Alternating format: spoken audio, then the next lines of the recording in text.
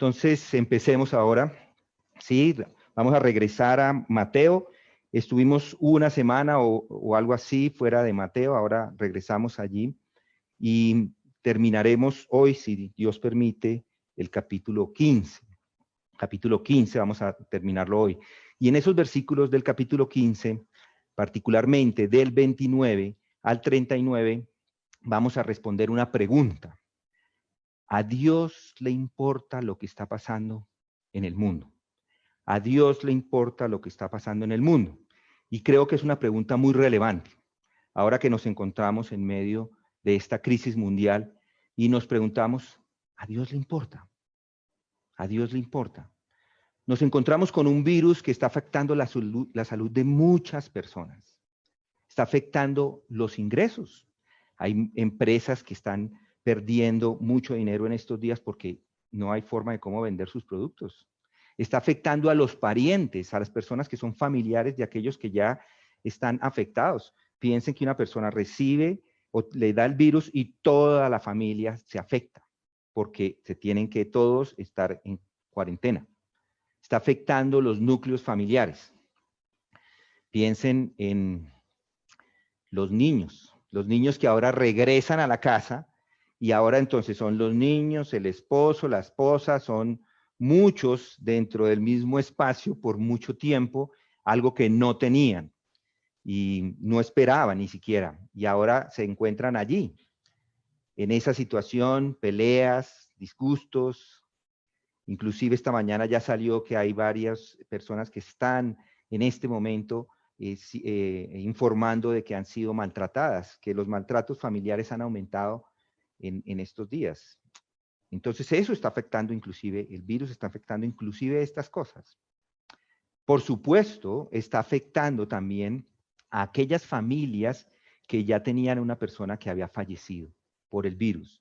Y afectará también a las familias en donde vamos a encontrar alguno que ha fallecido, porque todo el mundo va a sufrir con este virus. Entonces, estamos en una situación complicada y los noticieros nos muestran que al parecer las cosas no están mejorando, no están mejorando. Al parecer, con el aumento de los casos cada día que va pasando, no se ve mucha esperanza y entonces nos preguntamos, nos hacemos la pregunta, ¿a Dios le importa lo que está pasando? ¿A Dios le importa lo que está pasando? Es una pregunta sensata. En medio de esta crisis es una pregunta, es una buena pregunta que deberíamos responder y deberíamos responder desde las Escrituras, desde la palabra de Dios. Y en Mateo 15, vamos allí, Mateo 15, los escribas y fariseos, si lo recuerdan, al principio del capítulo, encontramos que los escribas y fariseos se acercan a Jesús. Dicen estas palabras. Entonces se acercaron a Jesús algunos escribas y fariseos de Jerusalén diciendo, ¿por qué tus discípulos quebrantan la tradición de los ancianos, pues no se lavan las manos cuando comen pan? ¿Sí notan ahí la intención de los fariseos? Como los fariseos no habían encontrado nada en contra de Jesús, y eso lo vemos en los capítulos anteriores, ahora ¿qué quieren? Quieren atacarle. Y quieren atacarle atacando sus discípulos. Además, noten que ellos se creían superiores. Se creían superiores porque seguían la ley de los ancianos. Ni siquiera la ley de Jesucristo, sino la ley de los ancianos. Ellos pensaban que eran especiales en este mundo. Estaban convencidos de que habían ganado el favor de Dios por su lealtad a la ley. Y si notaron, ni siquiera es la ley de Dios, sino es la ley de los ancianos. Ellos pensaban que por ser de la nación escogida por Dios tendrían un privilegio especial sobre todas las cosas. Y los gentiles, por el contrario, no eran amados por Dios. Esto era lo que ellos creían. Si quieren una ilustración de esto, vamos a Lucas. Allí hay una ilustración interesante de lo que estaba pasando en la mente de todos los judíos. Miren Lucas 18:10. Lucas 18:10. En Lucas 18:10, dejen su marca ahí en Mateo, no se vayan a ir. En Lucas 18:10, vemos que dos hombres subieron al templo a orar. Lucas 18:10. Dos hombres subieron al templo a orar. Uno era fariseo y el otro recaudador de impuestos. El fariseo, puesto en pie, oraba para sí de esta manera: Dios, te doy gracias porque no soy como los demás hombres, estafadores, injustos, adúlteros, ni aun como este recaudador de impuestos. Yo ayuno 2 veces por semana, doy el diezmo de todo lo que gano. Si notan, esto era lo que pensaban los discípulos, fariseos y escribas, los líderes religiosos. Ellos creían que eran superiores a las demás personas, superiores a los gentiles.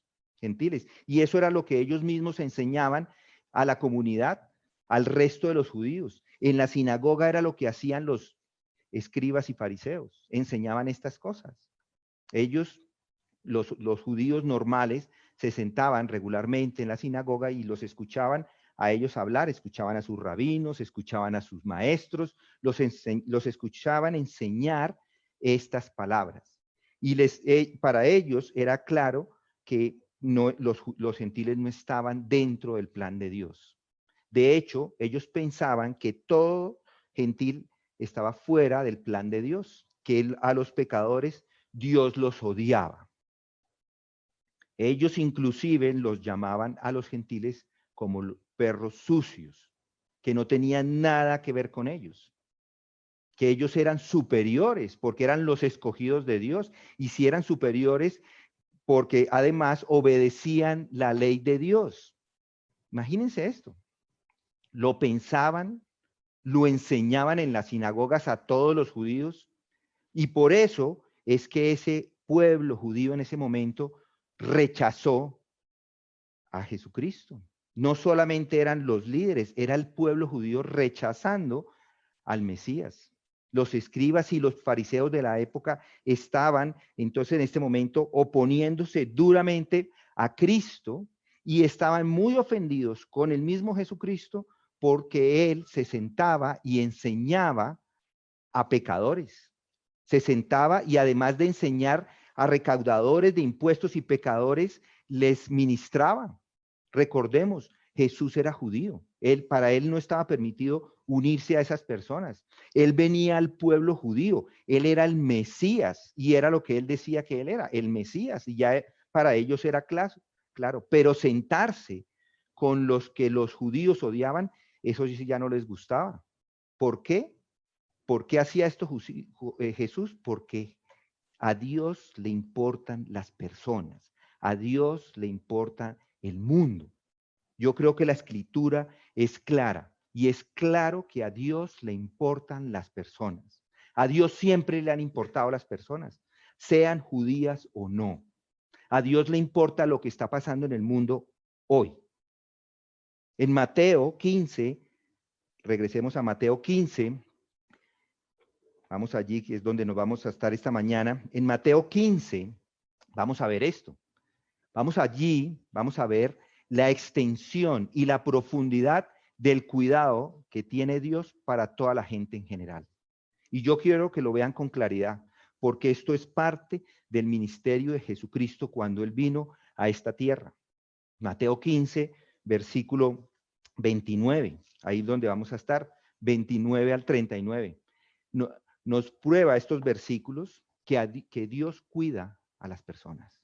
Estos versículos nos prueba que inclusive así usted no sea parte de los hijos de Dios, Dios le está cuidando.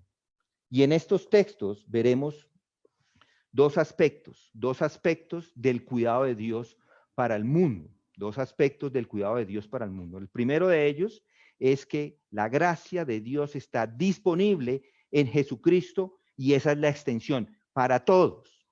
Y segundo, es que la gracia de Dios es abundante en Jesucristo y esa es la profundidad. Entonces vamos a ver la extensión y vamos a ver la profundidad. Esta semana alguien me llamó a preguntarme si esta pandemia era el juicio de Dios para los impíos. Yo no creo. Yo lo que le dije, yo lo que creo es que es un virus. Sí, eso es lo que yo creo. Yo creo que sí, Dios va a juzgar, pero pienso que este no es el juicio de Dios. Esto es simplemente un virus que tenemos en este momento. Pero Dios cuida con esa gracia común a todas las personas. ¿Qué es esa gracia común? Como la llaman los teólogos, gracia común es ese cuidado de Dios que hace para toda la humanidad, para todo el mundo en general. Él los está cuidando a todos. Dios cuida a todas las personas, sean sus hijos o no. Si no, no sería Dios. No sería Dios. Es como si un médico, hoy día, un médico, piensen en un médico que fuera cristiano, fuera uno de los hospitales hoy llenos de enfermos y le preguntara a los pacientes y les dijera, ¿es usted creyente? Y el paciente le dijera, no, yo no creo en nada. Y entonces el médico sigue de largo y no le da nada, no le da ninguna medicina al hombre.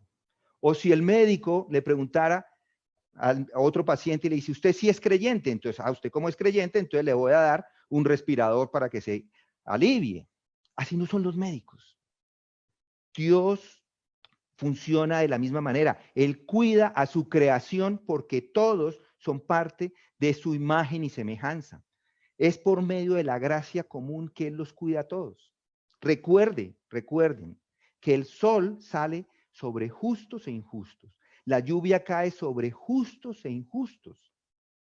Es cierto que hay un estado eterno reservado para sus hijos. Es cierto.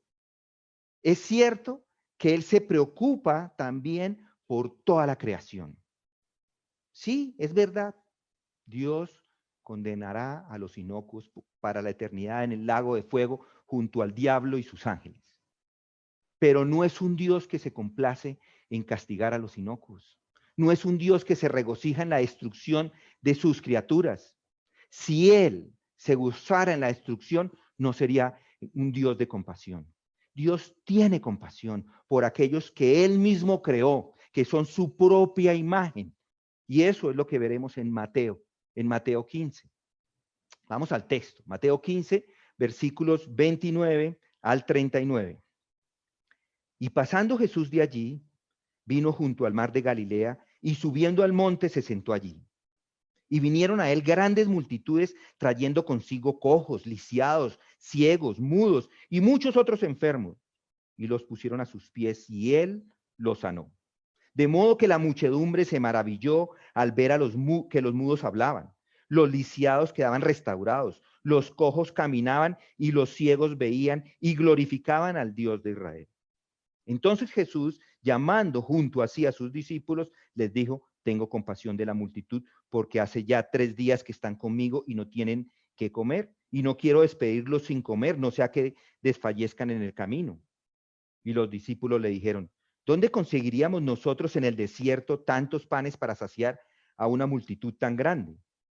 Jesús entonces le dijo, ¿cuántos panes tenéis?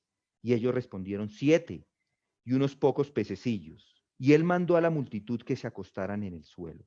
Y tomó los 7 panes y los peces, y después de dar gracias, los partió y empezó a darlos a los discípulos, y los discípulos a las multitudes. Y comieron todos y se saciaron, y recogieron de lo que sobró de los pedazos 7 canastas llenas. Los que comieron fueron 4,000 hombres, sin contar las mujeres y los niños. Y después de despedir a la muchedumbre, subió a la barca y fue a la región de Megadán. Noten en estos textos vamos a ver 2 cosas. La gracia de Dios que está disponible en Jesucristo para todos, esa es la extensión, y la gracia de Dios que es abundante en Jesucristo, y esa es la profundidad. La gracia de Dios que está disponible en Jesucristo. Quiero que se den cuenta de lo accesible que es Jesús para todos los que venían a Él. Jesús tenía las puertas abiertas para todos. Noten cómo sanó a todos los que se acercaron a Él. Noten los milagros que les hizo a todos los que vinieron a Él. Era accesible para todas las personas que a Él acudían. Estaba dispuesto a ayudarles y tenía la capacidad de ayudar a todas las personas que venían a Él. Los que se acercaban, piensen en esto, no eran sus hijos, e igual les sanaba y les alimentaba. Noten el versículo 29. Y pasando Jesús de allí, vino junto al mar de Galilea. Junto al mar de Galilea. ¿De dónde? ¿En dónde estaba antes? Él estaba en Tiro y Sidón. Hace 2 semanas que estuvimos viendo o estudiando los versículos anteriores, estuvimos estudiando los versículos del capítulo 15, vemos que él había ido allí, a Tiro y Sidón. Ahí fue donde lo dejamos la última vez. Ahora nos encontramos con que él regresa de esa región. Y ahora nos encontramos en este momento donde él llega a el mar de Galilea, junto al mar de Galilea. Yo diría que no regresó a la región de Galilea, sino a otra región. Él regresa es junto al mar de Galilea, pero no a la región de Galilea. Ya les voy a explicar un poco por qué y por qué esa palabra junto es importante. Galilea era una región predominantemente judía, pero él no regresa donde los judíos, él regresa a otra región donde no había estado antes. Él había estado en Galilea por un largo periodo de tiempo, pero no se quedó allí. Las personas no aceptaron las revelaciones de quién era él y él se va, lo rechazan y él se va a Tiro y Sidón. Pero a su regreso no viene allí. Él llega junto, pero llega a otro lado. Llega a otro lado de esa región, junto al mar de Galilea. ¿Y cómo sé esto? Que no está en el mismo lugar. En Marcos 7:31, Marcos 7:31, si quiere ir a sus Biblias, Marcos 7:31, encontramos el pasaje paralelo y nos da un poco de luz allí. Dice, volviendo a salir de la región de Tiro, pasó por Sidón y llegó al mar de Galilea, atravesando la región de Decápolis. Esta es la clave aquí. Él atraviesa la región de Decápolis. Decápolis está completamente opuesto a la región de Galilea. Galilea está acá. Esto, si queremos verlo, es el mar de Galilea y Decápolis está acá. Entonces, Tiro y Sidón bien arriba. Él da la vuelta y llega a la región de Decápolis. Entonces, él está así, junto al mar de Galilea, pero por el otro lado. Decápolis también está de ese lado de Galilea, de ese lado del mar de Galilea. Decápolis, en realidad, no es un lugar bíblico, no es una región, es una región, no es una ciudad. De hecho, Deca quiere decir 10 y polis ciudad, y eso significa una región de 10 ciudades. Entonces, es una región que está compuesta por esas 10 ciudades, y esta región, Decápolis, está habitada predominantemente por los gentiles. La población es de gentiles, y casi que podríamos decir es exclusivamente gentil. Y esta es la primera vez que vemos que realmente Jesús va y se pone a disposición de los gentiles, ya no solamente el pueblo judío, sino ahora también de los gentiles. Y la pregunta que uno se hace es, ¿por qué no llegó Jesús donde estaban los judíos? Bueno, él da la vuelta porque ellos habían sido muy hostiles con él. Da la vuelta y llega a este lugar con estas personas que no habían rechazado todavía su mensaje. Pero los judíos no solamente lo habían rechazado, sino lo habían rechazado violentamente. Entonces, ¿qué decide Jesucristo? No más revelaciones para ellos. Ya está, se acabaron. Se acabaron las revelaciones. Es como cuando usted le muestra la verdad a las personas y hay un rechazo abierto y violento. Ya no más perlas. Ya no más perlas para estas personas. El mismo Jesús en Mateo 7:6 dice, no deis lo santo a los perros, ni echéis vuestras perlas delante de los cerdos, no sea que las huellen con sus patas y volviendo os despedacen, así dice. Los judíos pensaban que eran los gentiles eran los que eran sucios, pero en realidad, si uno nota, los que eran sucios eran los judíos que no aceptaron el mensaje. A lo suyo vino y los suyos no le recibieron, dice Juan 1:11. Mas a todos los que le recibieron, a los que creen en su nombre, les dio potestad de ser hechos hijos de Dios. Jesús llega entonces a esta región de Decápolis y allí se pone a disposición de los gentiles. Noten el versículo 30. Grandes multitudes, y vinieron a él grandes multitudes trayendo consigo cojos, lisiados, ciegos, mudos y muchos otros enfermos y los pusieron a sus pies y él los sanó. Grandes multitudes llegan allá. En este momento cambia el ministerio, ya se los había dicho, cambia el ministerio que era predominantemente judío para un ministerio que es casi que exclusivamente gentil.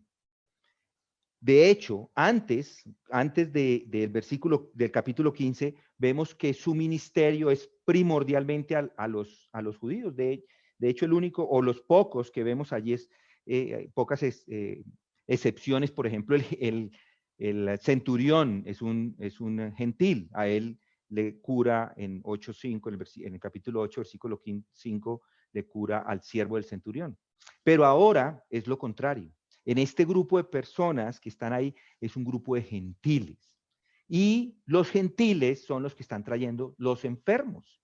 Igual que le sucedió con el pueblo de Israel. Cuando él estaba con ellos, las personas que hacían le traían sus enfermos, pero esos eran los judíos. Ahora está sucediendo lo mismo, pero con los gentiles. Todos los decapolenses es una palabra inventada que no existe, pero todos los de la región estaba haciendo esto, él estaba haciendo los mismos milagros que había hecho con los judíos. Grandes multitudes venían allá, mucha gente venía a verlo, a ver a Jesucristo, porque él estaba haciendo milagros. Miren el versículo 31. De modo que la muchedumbre se maravilló al ver que los mudos hablaban, los lisiados quedaban restaurados, los cojos caminaban, los ciegos veían y glorificaban al Dios de Israel. Son muchos los que llegan allí y piensen en la región. La región no es una región pequeña, no es entre Chía, Suba, Engativá, no. Esto pueden tardar días en llegar allá y muchos estaban llegando.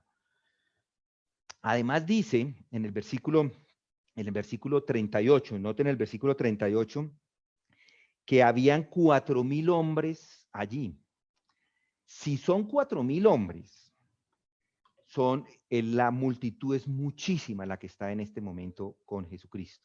Ya vimos que cuando eran 5,000 hombres en el capítulo anterior, vemos que al menos eso significaba 20,000 personas.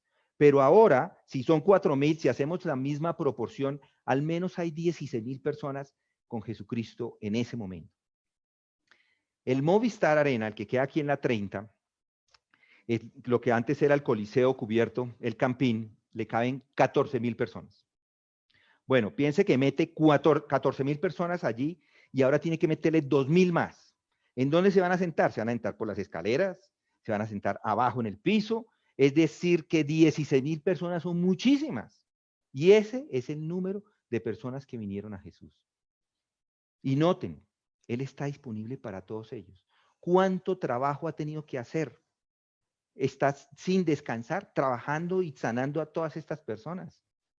Y esto también es importante notar, él está atendiendo a personas de cualquier raza, de cualquier estatus, de cualquier color, de cualquier estatus o nivel económico, de cualquier género, de cualquier edad. Es para todos. Así estén sanos o no, él estaba ahí disponible para todos. Y grandes multitudes se acercaron a él a traer los cojos, los inválidos, los mudos y muchos otros. La gracia de Dios está disponible y es extensa para todos. Noten, cojos y lisiados vienen allí. ¿Qué es esto de cojos y lisiados? A uno le suena que son como sinónimos y lo son. Son como sinónimos, esencialmente son sinónimos.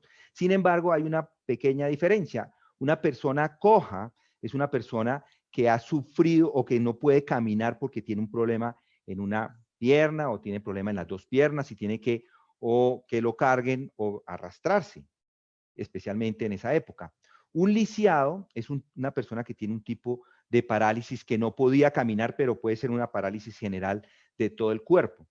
Yo recuerdo a algunas personas cuando estaba estudiando que tenían polio. Hoy no es muy común, hoy todo el mundo, muchas personas están vacunadas en contra de este polio, pero ver una persona con polio es difícil, ver cómo está lisiado en su cuerpo. Pero hoy día, gracias a Dios, hay una vacuna para ello. Pero quiere decir estos cojos y lisiados, básicamente personas que son discapacitadas. Los ciegos, bueno, simplemente era que no podían ver.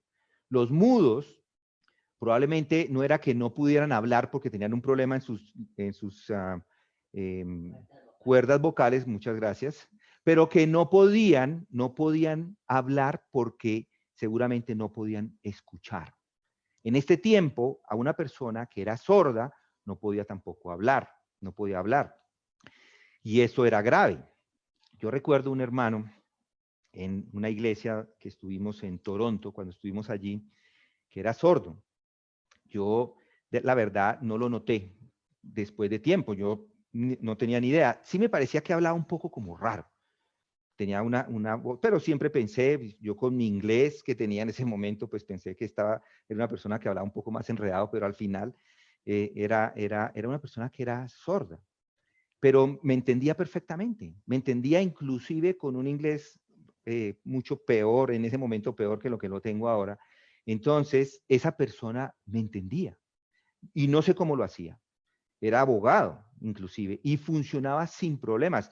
Llamaba uno por teléfono y él usaba una máquina allá, no sé cómo hacía que traducía lo que yo decía para que él lo entendiera, no tengo ni idea. No sé cómo lo hacía, pero piensen eso mismo en los tiempos de Cristo. No se podían comunicar. Los cojos y los lisiados había que cargarlos. No existían esas sillas eléctricas que vemos hoy día por las calles que simplemente con un botoncito van pasando por todas partes. O con ruedas especiales. A ellos había que cargarlos, llevarlos, había que llevarlos uno a uno. Entonces, piensen en estas personas que han caminado por días, y otros los están llevando allí, con todo tipo de problemas, cojos, lisiados, mudos, todos estaban juntos. Todo el mundo estaba allí. Dice, miren lo que dice al final.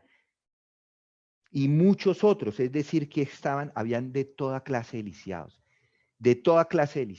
todo tipo de enfermedad, todo tipo de debilidad corporal. Y piensen en esto, hagamos un paréntesis un momentito acá. Aquí podemos ver con claridad un ejemplo de cómo Jesucristo curaba a todos. Este es el ministerio bíblico de sanaciones y Jesús lo hacía, pero no es los mismos ministerios de sanaciones que vemos hoy en día, ni el mismo tipo de don de milagros que algunos dicen que tienen, o el don de sanación, como si en realidad lo tuvieran. Estas personas estaban enfermas y sin importar si tenían fe o no, si habían creído en Jesucristo, fueron sanadas. Hoy, los sanadores deberían estar trabajando día y noche sanando a todas estas personas que les está dando el coronavirus. Cada uno debería estar en un hospital sanando, sanando y sanando, y ya estaríamos casi libres de esa enfermedad. ¿Pero qué les tocó hacer a ellos? Cerraron sus ministerios. Ellos mismos cerraron la puerta y dijeron, bueno, ya no hay más ministerio, nos vemos cuando esto pase. Porque ellos mismos tienen miedo a ser contagiados. No tiene sentido, ¿no les parece? No tiene lógica. Si sanaran de verdad, qué mejor oportunidad que sanar a los enfermos que tenemos en estos días. Pero eso no era el ministerio de Jesucristo. Miren lo que dice acá. Él los sanó. Miren al final del versículo 30. A todos, no hubo ninguno que no los sanara. Los pusieron a sus pies y Él los sanó. ¿Y eso qué implica? Que estas personas llevaron sus problemas a Jesús y le pidieron ayuda, pero con reverencia. No con altivez, sino con humildad. Se pusieron a sus pies. Trajeron los problemas a los pies de Cristo. Y esa es una forma de mostrar humildad. Querían que Jesucristo hiciera la obra. ¿Y qué pasó? Lo hizo. Lo sanó a todos. Y noten, no lo sanó porque tuvieran fe. Y noten, no lo sanó a unos y a otros no. Unos pocos y otros sí. Lo sanó a todos. No lo sanó porque eran los escogidos. No, no, no. Él los sanó a todos, no porque eran líderes.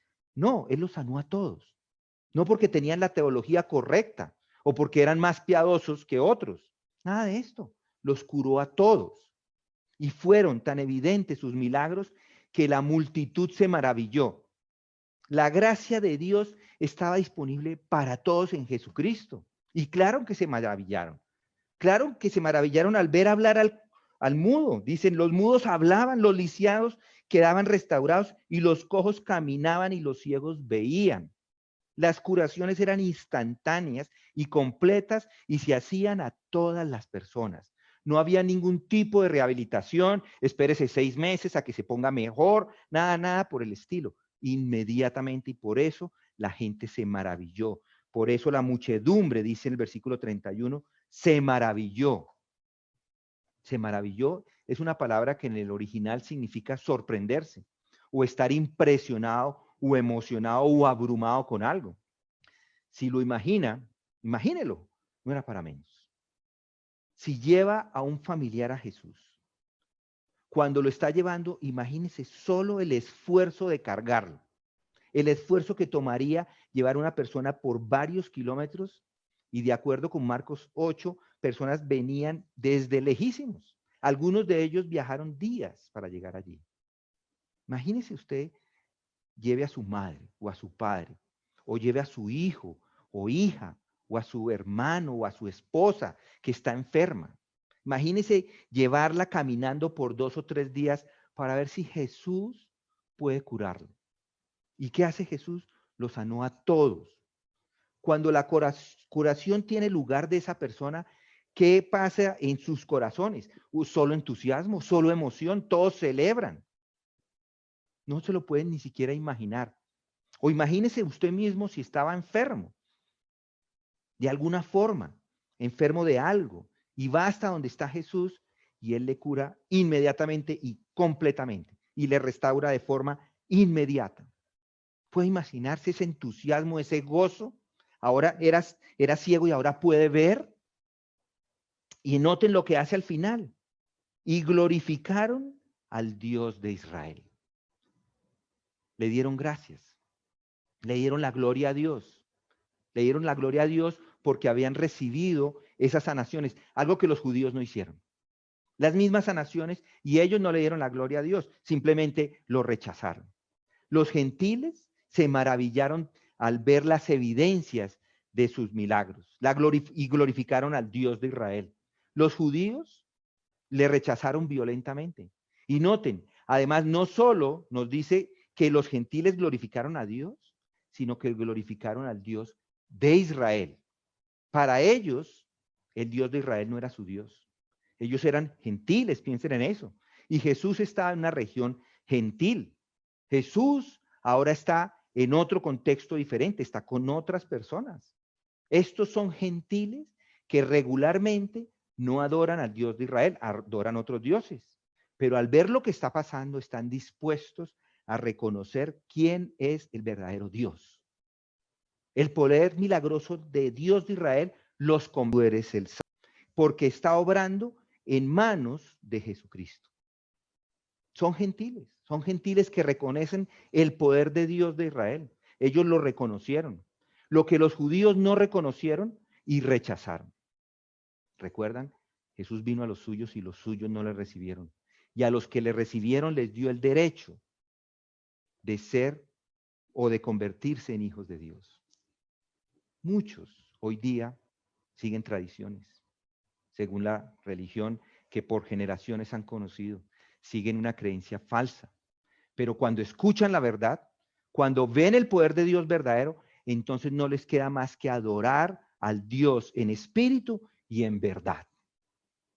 Ya no es un Dios exclusivo de los judíos, es un Dios que está disponible para todos. Ahora todos, como los gentiles, todos como gentiles tenemos entrada a ese Dios. Ya los gentiles no solo reciben la gracia común de Dios, que es su cuidado y protección por ser hechos a su imagen, no solamente tienen ese cuidado de Dios, sino que pueden recibir vida eterna en Cristo. Ahora la vida eterna es para todos. Somos un solo cuerpo. Tanto judíos como gentiles formamos parte del mismo cuerpo. Y ahora podemos clamar esas promesas que Jesucristo nos dio. Ahora somos coherederos. Somos coherederos, como dice Pablo en Efesios. Ese es el misterio que dice Pablo que se reveló ahora. ¿Cuál es ese misterio? Que los gentiles son coherederos y miembros del mismo cuerpo, participando igualmente de la promesa en Cristo Jesús mediante el Evangelio. Ahora la predicación es para todos. Y lo que les ordena Jesús en Mateo 28, más adelante, capítulo 28, es que vayan y prediquen a todas las naciones. Vayan y den ese evangelio a todas las personas. Bueno, regresemos a Mateo 15. Mateo 15, había allí una muchedumbre. Muchos milagros, muchas personas vieron los milagros, estaban adorando al Dios de Israel. Pero observen otra cosa interesante. Miren el versículo 32, al final o a la mitad del 32, perdón. Dice, porque hace ya 3 días que están conmigo. Estas personas llevan 3 días y responden. En solo 3 días están respondiendo a la verdad. Los judíos, por el contrario, que estaban en la región de Galilea, habían visto a Jesucristo hacer estos milagros, habían escuchado sus palabras, habían visto esas obras maravillosas, habían visto milagros sin límite por un año, por 365 días. Pero los gentiles en 3 días habían creído. Piensen en eso, dividamos 365 entre 3, 120 más o menos. Ellos habían recibido 120 veces más oportunidades que los gentiles, y los gentiles con solo una oportunidad, con 3 días, les bastó. ¿Es usted, les pregunto a algunos de ustedes, de los que necesita ver el poder de Dios por un año para creer? ¿O por 10 años para creer?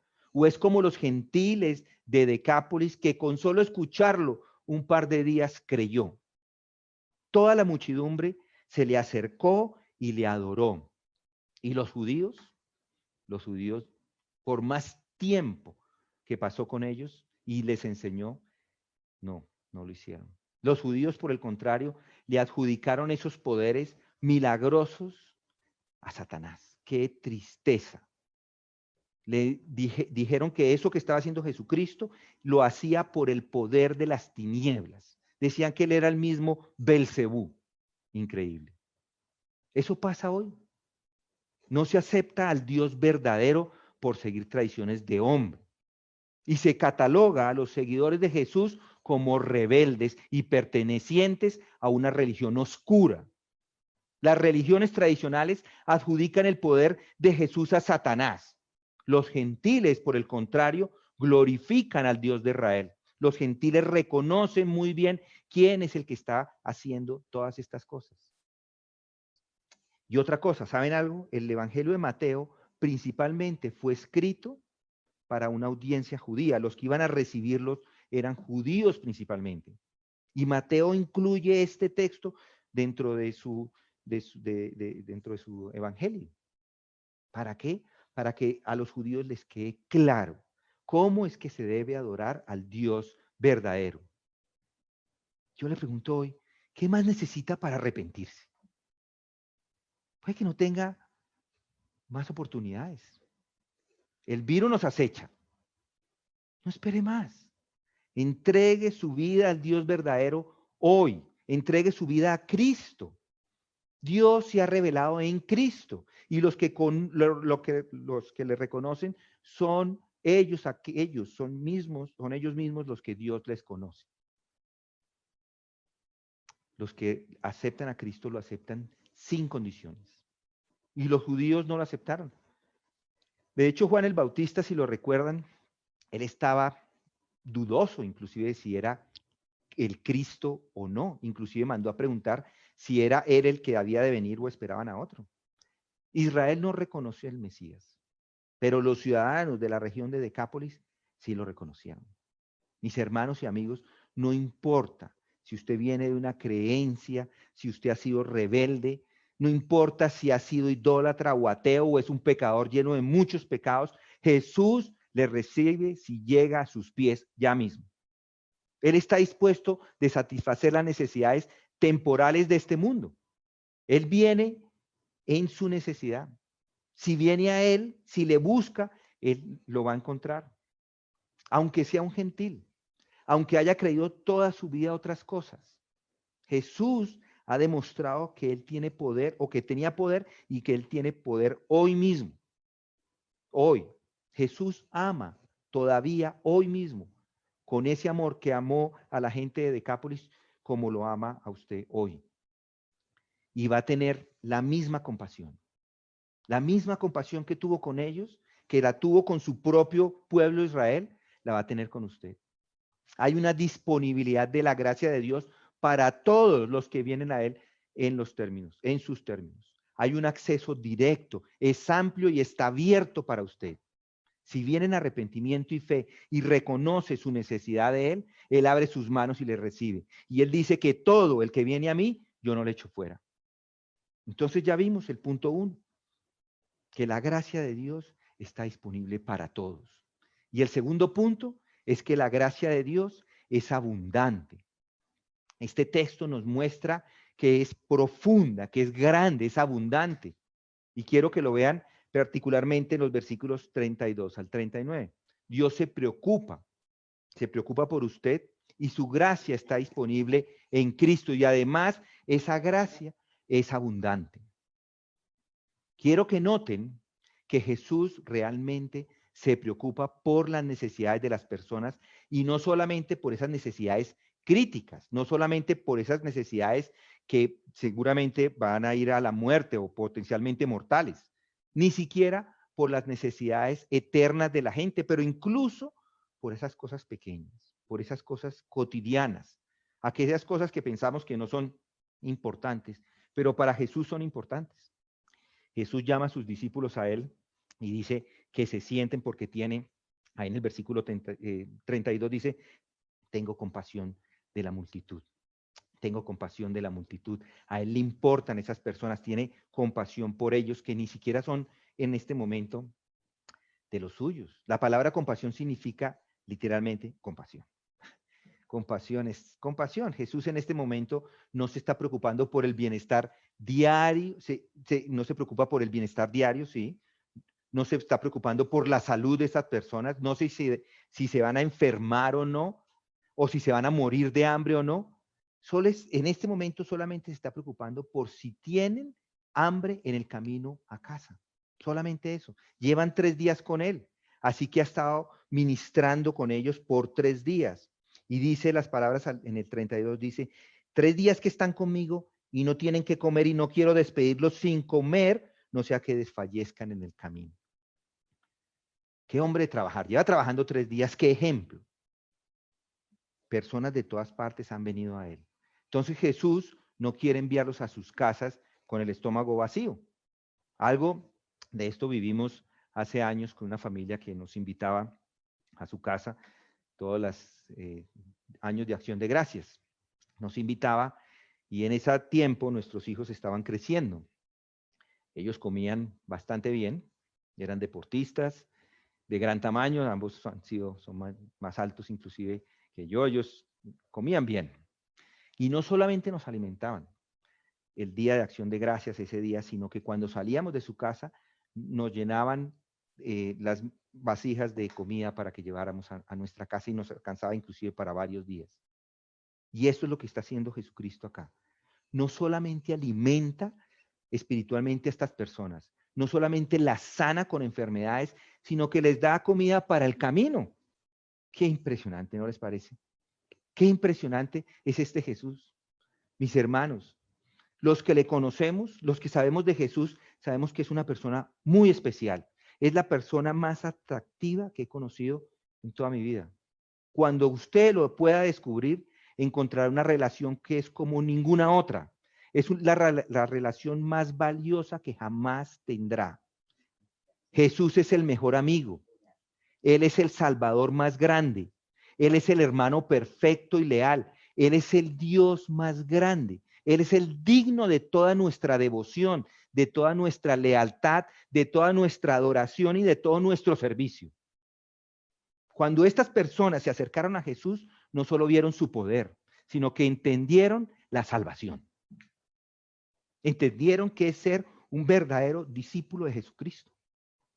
Y no solo entendieron que la salvación es una transacción en donde se perdonan todos los pecados, para que no tenga que ir al infierno. No solo entendieron que fueron salvos de ser condenados eternamente, sino que ahora se estableció una relación íntima, eterna, de dependencia con Él.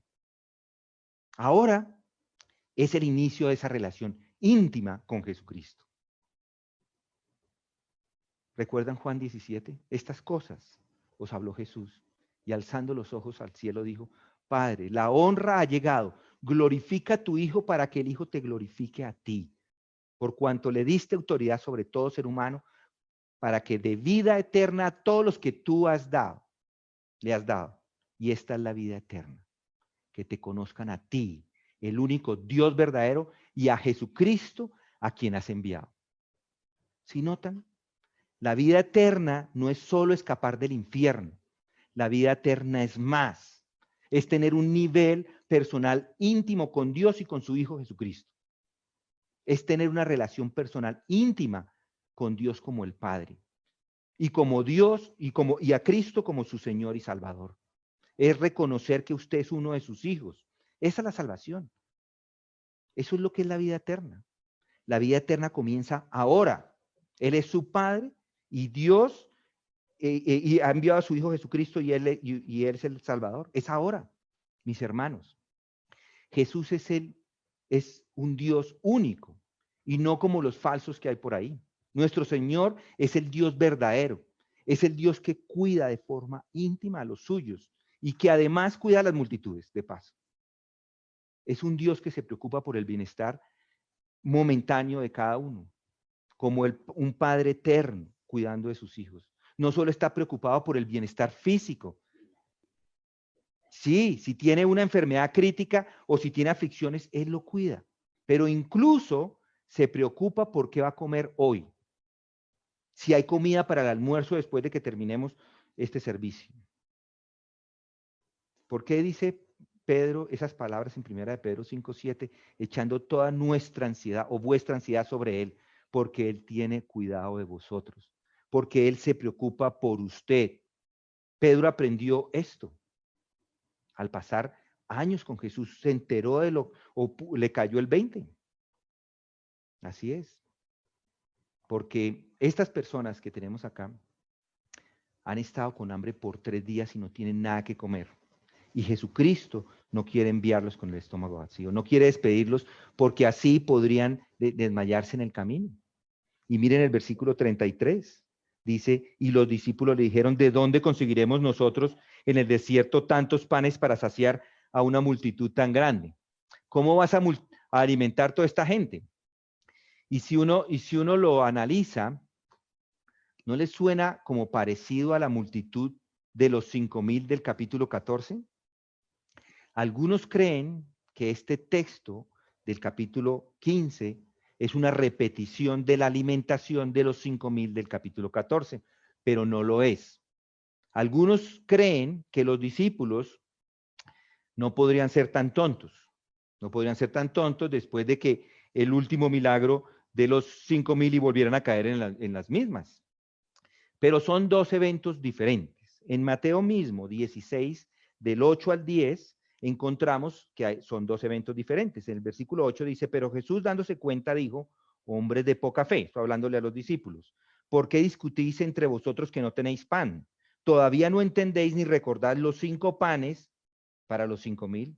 ¿Y cuántas cestas recogiste?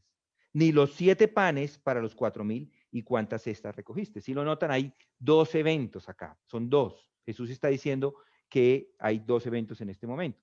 Y es claro que a los discípulos no habían podido entender esto, no habían cogido. Recuerdo que mi padre, cuando estábamos pequeños, él tenía un dicho y decía, cuando cometíamos errores o cosas así, decía: una persona inteligente es aquella que frente a un problema recibe consejo de alguien, cómo debe hacer o cómo debe solucionar el problema, coge el consejo y lo pone en práctica. Esa es una persona inteligente, decía él. Una persona un poco menos inteligente es aquella que frente a un problema le aconsejan, pero no cree. Entonces comete el error, pero después de que ha cometido el error, sí corrige y entonces es más o menos medianamente inteligente. Pero una persona que no es tan inteligente es aquel que se le aconseja una y otra vez y otra vez y otra vez y comete los mismos errores. Yo creo que los discípulos en este momento están como en la mitad. Están en ese grupo, en el segundo grupo. Toca afirmarle la lección 2 veces. Adicionalmente a que hay que afirmarles la lección 2 veces, yo creo que hay unos eventos, hay algunas cosas adicionales en esta situación que nos ayuda a tener un poco más de claridad. La alimentación de los 5,000 no solamente era para mostrar el poder grandioso y milagroso de Jesucristo al alimentar a todas estas personas, sino también a mostrarles a los discípulos, era una lección para los discípulos, que ellos deberían depender de Cristo y que Él tenía la capacidad, Jesucristo, para mostrarles a los discípulos cómo Él tenía poder para proveer inclusive a todas estas personas. Y les dice, y los iba a enviar a ese ministerio y en ese ministerio les iba a proveer. Dios tiene compasión por los suyos. Y lo hizo para que ellos tuvieran ese entendimiento. Les enseñó dependencia en Cristo. Y con los 4,000, entonces parece que no hay diferencia, pero sí hay una diferencia. Él sí está mostrando una compasión, tanto a los 5,000 como a los 4,000. Está mostrando compasión que él tiene. Pero esa compasión no es de forma exclusiva de los judíos.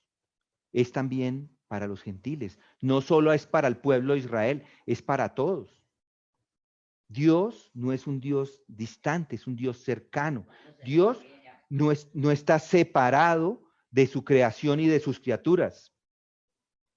Él sabía, o sabía usted, que Dios se preocupa por usted hoy si tiene alimentos suficientes en su alacena para pasar el tiempo de coronavirus.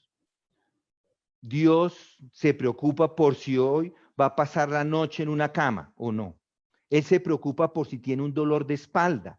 A él le importa si va a tener para pagar el arriendo. A él le importa cosas tan pequeñas como si tiene para usar el Transmilenio o no.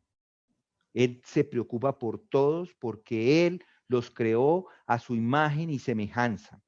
Él hace que brille el sol sobre impíos y sobre los justos, y Él hace que la lluvia caiga en los campos de los justos y en los campos de los injustos. Jesús mismo dice que Él no paga mal con mal. Jesús es el ejemplo a seguir. Por eso nosotros igual debemos amar a nuestros enemigos y hacer el bien para aquellos que nos persiguen. Debemos ser perfectos como nuestro Padre Celestial es perfecto. ¿Y cuál es ese aspecto de la perfección?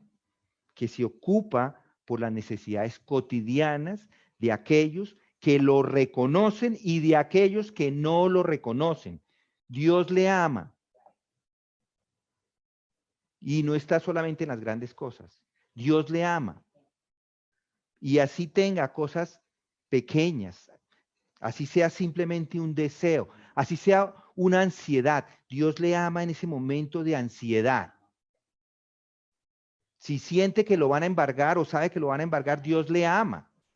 A Dios le importa la ansiedad que tiene en este momento por el coronavirus. A Dios le preocupa el examen de laboratorio que se hizo hace 2 semanas y que no ha podido llevar al médico. A Dios le preocupa que no ha podido ir al odontólogo por mucho tiempo porque no tiene dinero para ir. A Dios le preocupa si le dan una cita médica que necesita para poder verlo de nuevo. Usted le importa a Dios y gracias a Dios le damos. En el sentido de que a todos le importa, sean los suyos o no. Dios cuida a las personas porque son hechas a su imagen.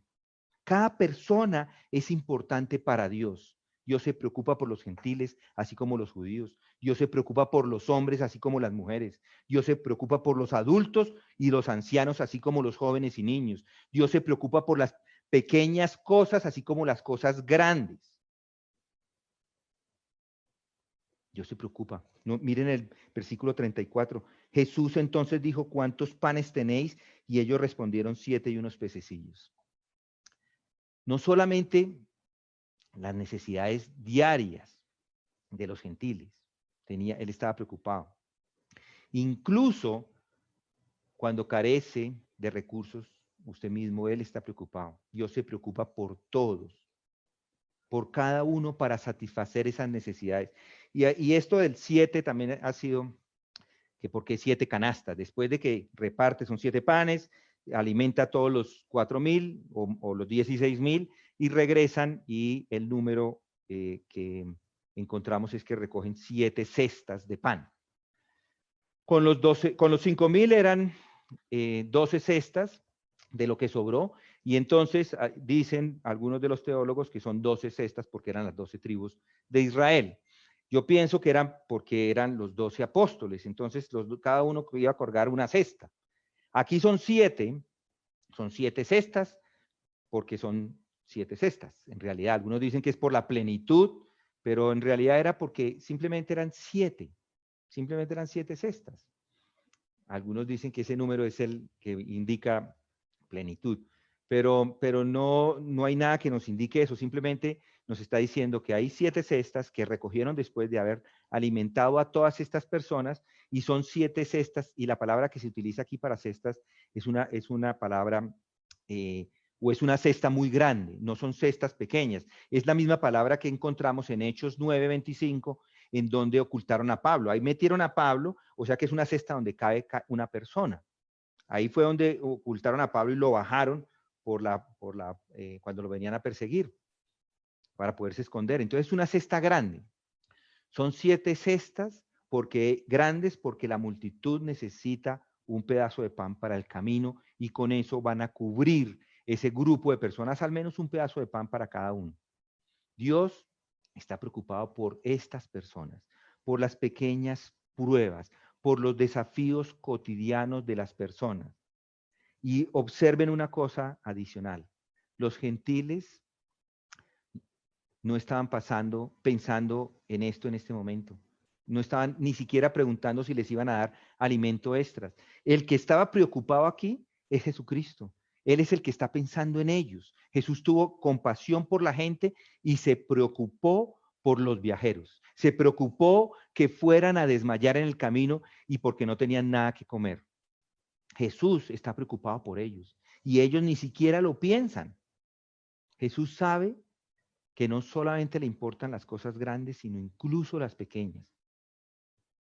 Puedo preguntarle a usted como cristiano, ¿sabía usted que usted es importante para Dios?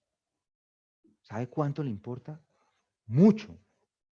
Y no solamente para las cosas grandes, sino para las cosas pequeñas, para las cosas pequeñas en su casa. A Dios le importa todo. A él le importa si tiene trabajo esta semana, a él le importa si tiene desayuno, a él le importa si está molesto, si se machucó un dedo, si lo empujaron y se cayó. A él le importa usted. A Jesús le importa a usted.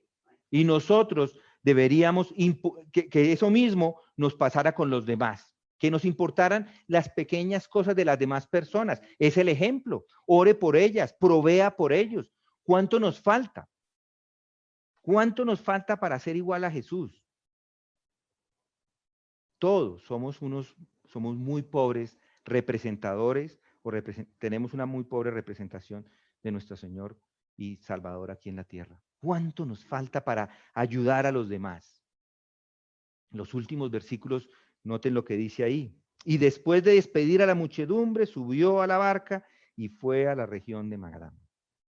Él envió a las multitudes a su casa y Jesús se metió en el barco y llegó a la región de Magadán, es decir, que se dirige de vuelta al territorio judío en otro lugar, en otra ubicación. Mi hermano, mi hermana, aquel que ha escuchado, usted le importa a Jesucristo. Esta narrativa que acabamos de escuchar es maravillosa y espero que usted lo vea de esa forma, porque lo ilustra maravillosamente esa preocupación de Dios por este mundo en el que estamos viviendo. A Dios le importa este mundo. Por más que el virus esté en este momento haciendo sus estragos, a Dios le importa. Él está en control y Él tiene la capacidad de ayudarle. Espero que este texto le muestre eso. No hay una sola persona en este mundo No hay un solo gentil al que Dios no le importe. No importa si eran enfermos, no importa si tenían o no para comer. Los judíos le dieron la espalda. Los judíos le dieron la espalda, pero los gentiles fueron los que se vinieron y se postraron a sus pies.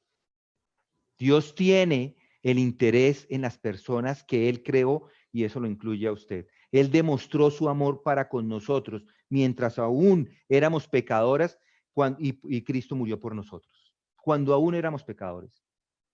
Cristo no vino y murió por los justos, porque no hay ningún justo que esté en el reino de los cielos. Eso me incluye a mí y a todos ustedes y a todas las personas a lo largo de la historia. No son los justos, son los pecadores. Yo espero que esto lo anime a venir a Jesucristo.